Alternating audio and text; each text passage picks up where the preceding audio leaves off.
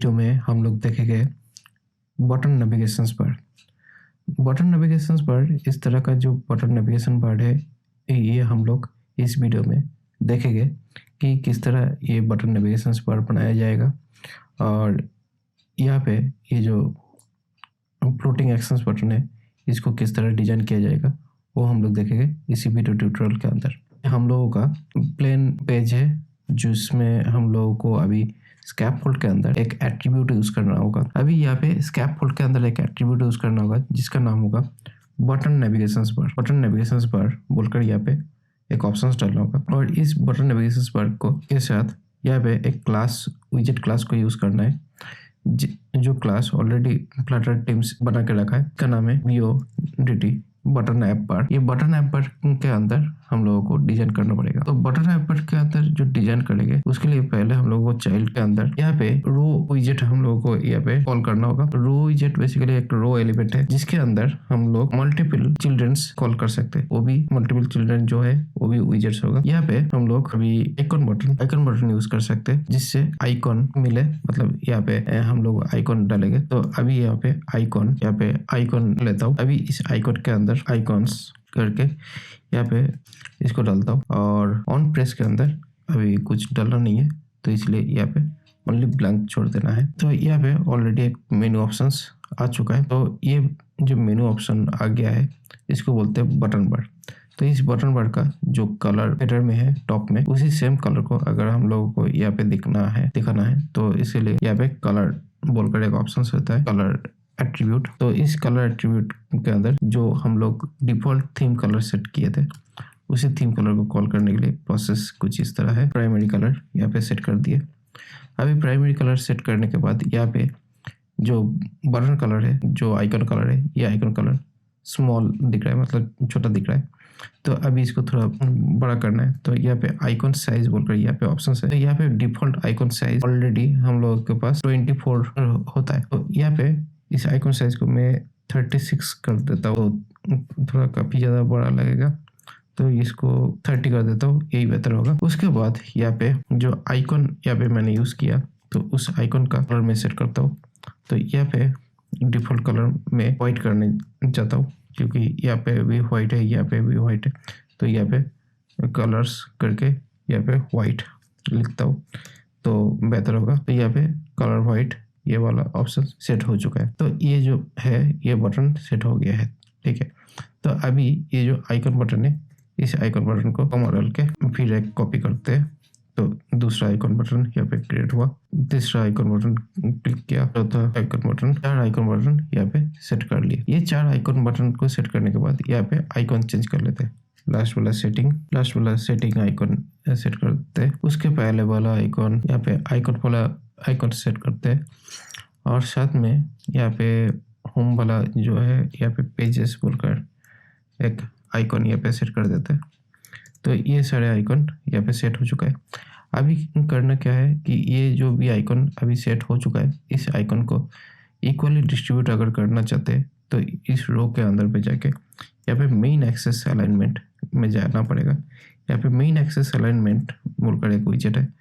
यहाँ पे main access alignment पे स्पेस अराउंड बोलकर यहाँ पे एक ऑप्शन होता है जिसको क्लिक कर यूज़ करने के बाद ये आइकन डिस्ट्रीब्यूटेड हो जाता है। तो हो गया है हम लोगों का बटन, जो कि यहाँ पे इसको बटन बार बोलते हैं। अभी बटन बार के ऊपर यहाँ पे एक रेड कलर का बड़ा बटन देखे थे, उस बड़ा जो बटन है उस बड़ा बटन को बोलते हैं फ्लोटिंग एक्शन बटन। यहाँ पे फ्लोटिंग एक्शन बटन को लिए एक फ्लोटिंग एक्सेस बटन एट्रीब्यूट यहाँ पे यूज़ किए। तो फ्लोटिंग एक्सेस बटन का यहाँ पे ऑलरेडी एक क्लास डिफाइन किया गया है फ्लटर टीम के द्वारा। तो फ्लटर टीम ने यहाँ पे फ्लोटिंग एक्सेस बटन यहाँ पे डिक्लेयर करते हैं। तो यहाँ पे अभी आइकन सेट कर देते हैं। यहाँ पे आइकन के अलावा किसी भी तरह का विजेट यहाँ पे यूज़ कर सकते हैं, बट आइकन यूज़ करना बेहतर होगा। ICONS आइकॉन्स करके यहाँ पे ऐड वाला बटन यहाँ पे यूज़ करते हैं तो इसके लिए बेहतर होगा। अभी यहाँ पे आइकन बटन यहाँ पे यूज़ कर दिए तो ये आइकन बटन ऑलरेडी क्रिएट हो चुका है। तो इसको फ्लोटिंग एक्सेस बटन बोलते हैं और यहाँ पे जो येलो कलर जो वार्निंग दिख रहा है, ये वार्निंग बेसिकली यहाँ पे ऑन प्रेस बोलकर एक एट्रीब्यूट है जिसको यूज़ करना ही पड़ेगा, तो इसीलिए इसको यहाँ पे यूज़ कर दिए और इसको ब्लैंक छोड़ दिए। तो अभी किसी भी तरह का प्रॉब्लम यहाँ पे दिख नहीं रहा है। तो अभी करना क्या है कि मुझे इस बटन को यहाँ पे सेंटर में बीच में घुसाना है। तो इस बटन को सेंटर में घुसाने के लिए अभी यहाँ पे जो फ्लोटिंग एक्सेस बटन जो ऑप्शन है, इस फ्लोटिंग एक्सेस बटन का और एक ऑप्शन हम लोगों को मिलता है जिसको बोलते हैं फ्लोटिंग एक्सेस बटन लोकेशन। तो यहाँ पे फ्लोटिंग एक्सेस बटन लोकेशन जो है वो यहाँ पे सेट करना है। Floating access button location set करने के लिए यहाँ पे सेंटर डॉक बोलकर ये ऑप्शन यूज करते हैं। यहाँ पे सेंटर डॉक में अगर डाल लेते हैं तो इस तरह यहाँ पे आ जाता है जो कि सेंटर में दिख रहा है। बट बेसिकली क्या हुआ, यहाँ पे जो दो आइकन जो है, ये दो बगल में जो दो आइकन है, ये दो आइकन बहुत ही पास में आ गया है इसके वजह से। तो अभी इसके अंदर ये इस दोनों का थोड़ा डिस्टेंस ज़्यादा करना चाहिए। तो इस दोनों का डिस्टेंस ज़्यादा करने के लिए यहाँ पे देखना होगा कि हम लोगों का ये जो पेजेस वाला जो ऑप्शन है, इसके बीच में विजेट यूज़ करना होगा, जिस विजेट को ओनली स्पेस दिलाने के लिए काम करेगा। इस विजेट को बोलेंगे साइज बॉक्स बोलकर, एक हाइट एंड विड्थ यूज़ करके साइज बीच में जो गैप ज़्यादा से ज़्यादा चाहिए उस गैप को यहाँ पे सेट कर सकते हैं। तो यहाँ पे 50 पॉइंट्स जो स्पेस है वो अगर डालेंगे तो बेहतर दिखता है। अभी यहाँ पे जो आइकॉन है, इस आइकॉन को चेंज करता हूँ फ्लोटिंग एक्सेस बटन के अंदर। तो फ्लोटिंग एक्सेस बटन के अंदर जो आइकॉन यहाँ पे है ऑलरेडी, इसको चेंज करने का अलग अलग तरीका हो सकता है। तो यहाँ पे background colour, floating access button का जो बैकग्राउंड कलर है, इस कलर को रेड करना चाहते हैं। तो इसको रेड करने के लिए कलर्स करके यहाँ पे डीप ऑरेंज कलर यहाँ पे डाल देता हूँ, तो देखने में बढ़िया लगेगा। तो ये डीप ऑरेंज कलर हो गया। अभी इसके अंदर एक वाइट कलर का नॉच था, इस नॉच को सेट करने के लिए यहाँ पे जो बटन नेविगेशन बार जो है, इस बटन नेविगेशन बार के अंदर एक अलग से एक एट्रीब्यूट है जिस एट्रीब्यूट का नाम है शेप। तो यहाँ पे शेप एट्रीब्यूट को कॉल किया। इस शेप एट्रीब्यूट के अंदर यहाँ पे जो नॉच होगा, ये सर्कुलर नॉच होगा। तो यहाँ पे CIRCULAR सर्कुलर नॉच करके यहाँ पे एक ऑप्शन है। तो इसको, इस क्लास को यहाँ पे कॉल करना है। इसको कॉल करने के बाद यहाँ पे जो नॉच था वो नॉच यहाँ पे बना लिए। तो हम लोग जो डिजाइन देखे थे, मतलब जो डिजाइन का टारगेट था कैसे ये बनाना है, वो हम लोग देख चुके हैं कि ये डिजाइन किस तरह बना। यहाँ पे कुछ मॉडिफिकेशंस करना है। मॉडिफिकेशंस क्या है? यहाँ पे मॉडिफिकेशंस ये है कि यहाँ पे कोड स्प्लिट करने की जरूरत पड़ सकता है, मतलब पड़ेगा ही, क्योंकि अगर हम लोग कोड को अगर स्प्लिट नहीं करेंगे तो हम लोग अपना काम को बढ़िया से मैनेज करना मुश्किल होगा। क्योंकि यहाँ पे जो ऑप्शंस है, नेविगेशन ऑप्शन, यहाँ पे टॉप पर ऑप्शंस, यहाँ पे बहुत सारा कोड्स ऑलरेडी लिख चुके हैं। तो ये सारे कोड्स को अलग स्क्रीन में या अलग कंपोनेंट के हिसाब से डिस्ट्रीब्यूट करेंगे तो बेहतर से इसको मैनेज कर पाएंगे। तो इस लिप फोल्डर के अंदर एक फोल्डर क्रिएट करते हैं जिसका नाम देते हैं कंपोनेंट्स, COMPONENTS कंपोनेंट्स बोलकर यहाँ पे नाम देता हूँ। तो यहाँ पे जो भी कंपोनेंट्स यहाँ पे सेट कर रहे हैं, इस कंपोनेंट्स के अंदर एक जो है बटन बार कंपोनेंट्स, इस बटन बार कंपोनेंट्स को कंपोनेंट के अंदर मतलब फुटर बोल सकते हैं इसको, इस ऐप का। तो यहाँ पे फुटर बार बोल सकते हैं। इसके लिए यहाँ पे सेट किया इस नेविगेशन बार के ऊपर, और यहाँ पे एक्सट्रैक्ट विजेट बोलकर यहाँ पे जाते हैं। और जब भी एक्सट्रैक्ट विजेट करेंगे तो यहाँ पे नेम पूछ रहा है कि क्या नाम दो। तो यहाँ पे इसको नाम देते हैं फुटर बार। ये आपने हिसाब से इसका नाम दिया फुटर बार। तो ये यहाँ पे जो भी चीज़ें था ये सारे एज ए फुटर बार ये आ जाता है। तो यहाँ पे अभी इस फुटर बार जो क्लास है ये स्टेटलेस विजेट का क्लास है।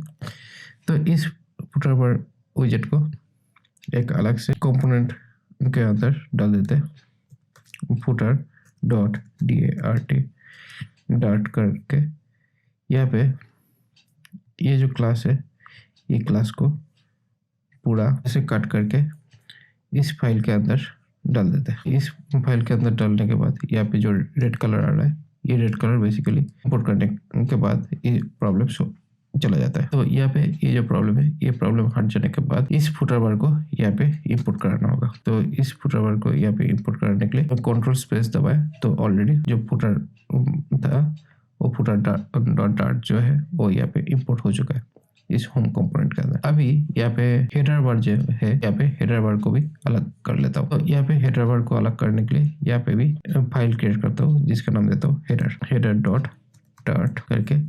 अभी यहाँ पे टॉप मेनू बार जो ऑप्शन है जो कि ऐप पर से यहाँ पे अलग होता है तो यहाँ पे इसको अलग से एक विजेट में एक्सट्रैक्ट करना है। इस विजेट का नाम देता हूँ हेडर बार बोलकर यहाँ पे क्लास नेम देता हूँ। ये निकला नहीं, फिर से एक बार ट्राई करता हूँ।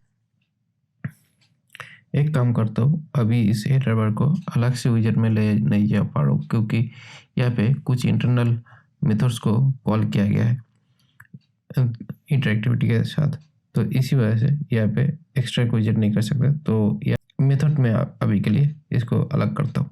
तो यहाँ पे मेथड अगर अलग करना है तो यहाँ पे मेथड नेम देता हूँ हेडर बार, स्मॉल में हेडर बार, क्योंकि ये एक फंक्शन होने वाला है। तो अभी इसको अलग से हेडर बार बोलकर नाम दे दिया, जो कि ये जो हेडर बार जो ऑप्शन है ये नीचे आ जाता है, जिससे फिर जो भी मेथड्स या जो भी काम था वो अलग हो जाता है यहाँ से। तो यहाँ पे क्या कर रहा हूँ, डेफिनेटली ये जो चीज़ें डिजाइन कर रहा हूँ धीरे धीरे करके सारे के सारे चीज़ को अलग कर रहा हूँ, जिससे हम लोगों का कोड जो है वो बहुत छोटा हो जाए और इसको स्प्लिट करना बहुत ज़्यादा आसान हो जाए। तो अभी इसको राइट मतलब इन ड्राइवर जो है यहाँ पे इसको राइट ड्राइवर नाम देते हैं। तो इसको एक्स्ट्रा को विजेट करने की कोशिश करते हैं। बेसिकली यहाँ पे प्रॉब्लम जो आ रहा है, यहाँ पे ये जो स्टेट के अंदर जो वैल्यू यहाँ पे पास हुआ है इसके वजह से ये एक्सट्रैक्ट नहीं हो पा रहा है, क्योंकि अगर एक्सट्रैक्ट करना है तो इसका कुछ मॉडिफिकेशंस करना होगा तो तभी जाके ये आउटपुट हो सकता है। तो इसी वजह से वो आउटपुट नहीं हो रहा था। तो अभी यहाँ पे एक काम करते हैं, इसको एक्सट्रैक्ट करते हैं, क्योंकि लेफ्ट हेडर जो था में ज़्यादा कुछ चेंजेस मैंने किया नहीं था। तो इसको अलग से स्प्लिट कर लेता हूँ। अभी यहाँ पे स्प्लिट करने के लिए यहाँ पे ड्रायर DRAWER लेफ्ट ड्रायर, इसका नाम दे देता हूँ लेफ्ट ड्रायर। तो ये लेफ्ट ड्रायर जो हो गया, ये लेफ्ट ड्रायर एक क्लास बन चुका है ऑलरेडी। तो इसको भी एक कंपोनेंट के अंदर सेट कर देता हूँ लेफ्ट साइड पर .DART डार्ट नाम देता हूँ। अभी इसको लेफ्ट ड्रायर को से कट करके लेफ्ट साइड पर बोलकर जो था उसके अंदर डाल देते हैं। अभी इसको लेफ्ट ड्राइवर जो है ये अभी इसी क्लास का मेंबर नहीं है, तो इसलिए इसको भी इंपोर्ट करना पड़ेगा। तो ये इंपोर्ट हो जाने के बाद कुछ भी तरह का प्रॉब्लम दिखाएगा नहीं। तो यहाँ पे ये छोटा हो गया। तो धीरे धीरे करके हम लोग जो भी कोड बहुत बड़ा करके लिखा हुआ था उसको धीरे धीरे करके छोटा कर रहा हूँ। तो अभी यहाँ पे ये जो स्टेट वाला जो पार्ट है इसको यहाँ से मैं अभी के लिए हटा देता हूँ। हटा देने के बाद अभी एक काम करता हूँ कि ये जो राइट ड्राइवर वाला जो ऑप्शन है इसको भी अलग से एक कंपोनेंट पे ले जाने की कोशिश करता हूँ, अलग से एक विजेट के अंदर ले जाने की कोशिश करता हूँ। तो यहाँ पे राइट ड्रायर नाम देता हूँ। तो ये राइट ड्रायर बन चुका है। तो ये जो राइट ड्रायर बन चुका है, तो अभी इसके लिए यहाँ पे एक क्लास बन गया होगा।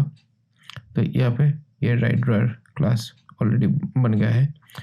तो अभी यहाँ पे राइट साइड पर इसके अंदर पेस्ट कर देता हूँ। पेस्ट करने के बाद यहाँ पे इंपोर्ट करता हूँ मटेरियल पैकेज को, तो ये इंपोर्ट हो जाता है। अभी यहाँ पे देखते हैं जो कोड यहाँ पे कॉल किया गया था वो क्या काम कर रहा है। यहाँ पे कॉल करते हैं। तो यहाँ का जो प्रॉब्लम है ये सॉल्व हो चुका है। बट यहाँ पे एक काम करना है कि यहाँ पे नोटिफाई बोलकर एक फंक्शंस यहाँ पे इनपुट हुआ है राइट साइड के अंदर। यहाँ पे एक कंस्ट्रक्टर यूज किया जिसके अंदर नोटिफाई बोलकर यहाँ पे नोटिफाई ऑप्शंस जाता है। नोटिफाई बेसिकली यहाँ पे एक नंबर पास हुआ है जिस नंबर के थ्रू यहाँ पे नंबर को शो करने का ऑप्शंस यहाँ पे दिखाया गया है, मतलब कितने डेटा हम लोगों के यहाँ पे इस मेनू बार के ऑप्शंस दिखेगा। तो मेनू बार में अभी के लिए कुछ भी डेटा नहीं जा रहा है क्योंकि यहाँ पे 0 है। तो अभी यहाँ पे क्लिक किया तो यहाँ पे एक कैच साइन यहाँ पे काम कर रहा है जिसके थ्रू यहाँ पे अलग अलग नोटिफिकेशंस क्रिएट हो रहा है डायनामिकली, जो यहाँ पे कनेक्ट कर रहा है। ठीक है, तो बेसिकली ये रियल टाइम डेटा नहीं है, तो real time data server side से आएगा। तो इस तरह का जो बैच नंबर जो है, जो देखने में बहुत बढ़िया लगता है, वो यहाँ पे बनाया गया है। अभी इसको इस तरह यहाँ पे कोड को स्प्लिट करके धीरे धीरे करके सारी चीज़ को दिखाया गया। अभी या इसके अंदर और एक चीज़ को मैं कॉल कर सकता हूँ जिसका नाम है फाइनल बोलकर यहाँ पे एक फंक्शंस को पास कर सकता हूँ। तो यहाँ पे फंक्शन क्लास के लिए फंक्शन क्लास में जो कि इसका नाम सेट कर सकता हूँ ऑन प्रेस या ESS प्रेस बोलकर यहाँ पे एक फंक्शन डालता हूँ जो फंक्शंस यहाँ पे जाएगा दिस डॉट ऑन प्रेस। इस ऑन प्रेस फंक्शन को यहाँ पे पास ऑन कर रहा हूँ। ये ऑन प्रेस जो फंक्शंस टाइप जो डेटा है ये बेसिकली कॉलबैक फंक्शन है जिसके थ्रू हम लोग यहाँ पे जब भी क्रिएट होता था बेसिकली यहाँ पे एक एक वैल्यू ऐड हो रहा है, तो उस वैल्यू के हिसाब से यहाँ पे डेटा ऐड होते जा रहा है। बट हम लोग जब यहाँ पे क्लिक करेंगे तो यहाँ पे डेटा माइनस करने का एक ऑप्शंस मैंने डाला था। तो इस डेटा माइनस करने का जो ऑप्शंस है इसके लिए यहाँ पे जो ऑन प्रेस बोलकर जो ऑप्शंस है इसको यहाँ पे कॉल करना होगा। तो यहाँ पे इस ऑन प्रेस फंक्शंस को कॉल करने के बाद ही यहाँ पे माइनस वाला ऑप्शंस काम करेगा। तो इसके लिए यहाँ पे जो नोटिफाई है इस नोटिफाई को कॉल किया गया था यहाँ से, मतलब बेसिकली ये जो नंबर है ये नोटिफाई का नंबर है और ये हम लोगों का कस्टम बनाया हुआ विजेट है। कस्टम विजेट मैंने बना रहा हूँ। तो कस्टम विजेट किस तरह बनाते हैं वो क्या है उसके बारे में मैं थोड़ा डिटेल्स में बाद में बताएगा, बट तब पर भी मैं इसको अलग से जब कोड को अलग अलग स्प्लिट कर रहा हूँ तो उसके लिए जो भी डिज़ाइन हम लोग यहाँ पे बनाया उसी का जब स्मॉल वर्जन्स बना रहे हैं या उसको अलग अलग फाइल में स्प्लिट कर ले तब एक एक नया विजेट बन जा रहा है। तो ये बेसिकली एक विजेट बना। तो यहाँ पे ऑन प्रेस बोलकर ये ऑप्शंस बना जहाँ पे हम लोग यहाँ पे ऑन प्रेस थ्रू यहाँ पे सेट स्टेट में यहाँ पे नोटिफाई का जो वैल्यू है वो माइनस माइनस करके यहाँ पे नोटिफिकेशंस को सेट करते हैं, जिससे क्या होगा यहाँ पे जो वैल्यू बढ़ चुका है उसको यहाँ पे एक एक करके घट सकता है। अभी तो यहाँ पे एक एक करके वैल्यू घट रहा है। ठीक है, तो बेसिकली क्या हुआ ये राइट साइड ड्रायर जो है उस राइट साइड ड्रायर के अंदर ऑन प्रेस बोलकर एक फंक्शन बनाया जिस फंक्शन के थ्रू हम लोग यहाँ पे जो विजेट था उस विजेट का वैल्यू को घटा रहा हूँ। यहाँ पे जो ऐप बार वाला जो ऑप्शन है इस ऐप बार ऑप्शंस के थ्रू यहाँ पे यहाँ से आइकन इस आइकन को क्लिक करने के बाद यहाँ पे डेटा एडिशन हो रहा था जो कि यहाँ पे सेट स्टेट यूज़ करके ये प्लस प्लस साइन जो है इसको यूज़ करने के बाद ही जाके यहाँ पे डेटा ऐड हो रहा है। तो ये इसका बेसिकली डेटा स्टेट चेंज करने के लिए ये प्रोसेस अप्लाई किया जाता है। तो यहाँ पे 4 नोटिफिकेशंस डायनेमिकली क्रिएट किए और इसको जब क्लिक करते हैं इसको ओपन करने तो क्या होता है एक एक कर नोटिफिकेशंस था सारे नोटिफिकेशंस एक एक करके क्लियर हो जाता है। ठीक है, यही रहा बेसिक प्रोसेस। तो हम लोग इस ट्यूटोरियल में देखे किस तरह हम लोग यहाँ पे बटन नेविगेशन बार को बनाए, उसमें फ्लोटिंग एक्शन बटन किस तरह बनाए और साथ में हम लोग देखे यहाँ पे जो भी कोड हम लोग लिखे थे पहले वो सारे कोड को अलग अलग कंपोनेंट्स पे और अलग अलग विजेट के अंदर एक्सट्रैक्ट करके किस तरह हम लोग उसको डिजाइन मतलब सेम डिजाइन को रख के उसको अलग अलग कोड बेस में ले गए, जिससे हम लोग का जो मेन कोड जो है होम पेज का, वो कोड बहुत ज़्यादा घट जाएगा, घट गया है ऑलरेडी। तो यही था इस वीडियो का टॉपिक। नेक्स्ट वीडियो में हम लोग बात करेंगे पेज का जो इंटरनल पार्ट है वो किस तरह डिजाइन